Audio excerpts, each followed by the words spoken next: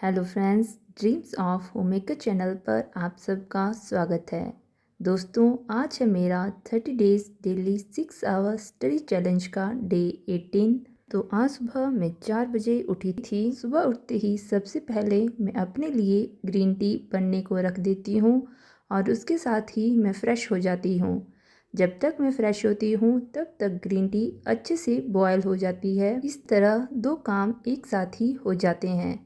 उसके बाद green tea को एंजॉय करते हुए मैं अपना डे प्लान करती हूँ। मैंने अपनी पढ़ाई के लिए जो टाइम टेबल है उसे बिल्कुल फ्लेक्सिबल रखा हुआ है।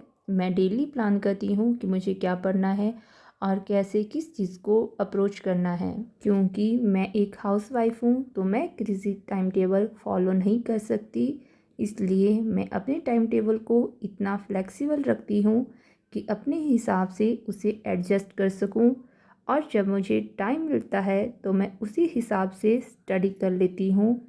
अगर हम पहले से ही टाइम टेबल डिसाइड करते हैं तो जब हम उस फिक्स टाइम टेबल में स्टडी नहीं कर पाते तो हमारा दिमाग हमें अपनी स्टडी से भटकाने लगता है। वो कहता है कि इस टाइम पे पढ़ना था, अभी पढ़ा नहीं।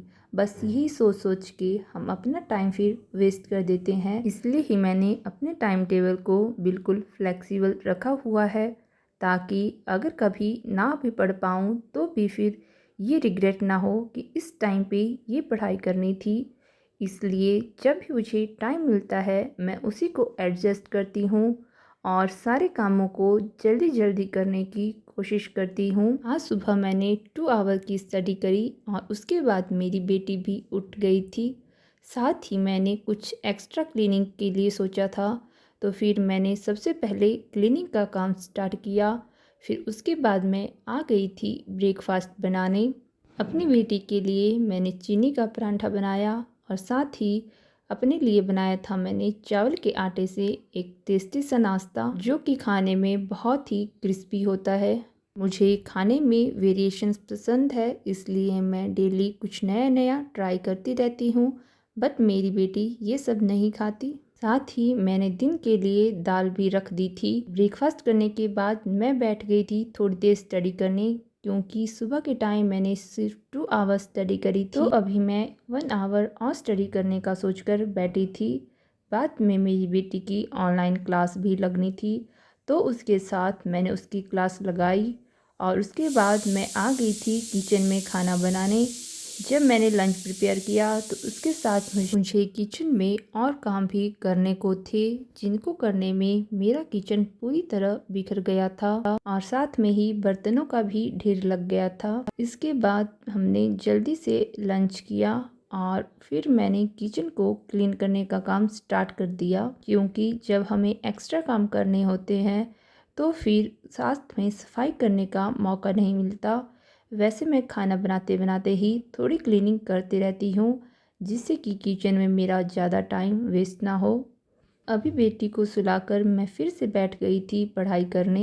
अभी कुछ दिन उसकी क्लासेस ऑनलाइन ही लगेगी, क्योंकि बारिश के कारण यहाँ पर स्कूल बंद है। बट उनकी ऑनलाइन क्लासेस लगने के ऑर्डर भी साथ में पास हुए हैं, इसलिए मैंने आजकल उसके हिसाब से अपना टाइम टेबल सेट करा हुआ है। अगर आप भी स्टडी करते हैं तो अपना टाइम टेबल अपने हिसाब से सेट करें, क्योंकि दूसरों के अकॉर्डिंग जब हम अपना टाइम टेबल सेट करते हैं तो हम उसमें एडजस्ट नहीं कर पाते, क्योंकि सबकी रूटीन अलग अलग होती है। इसलिए अपना टाइम टेबल खुद बनाएं। तो अभी के लिए इतना ही। अगर आपको वीडियो अच्छी लगी हो तो प्लीज़ वीडियो को लाइक शेयर करें और चैनल को सब्सक्राइब करें। Thank you for watching.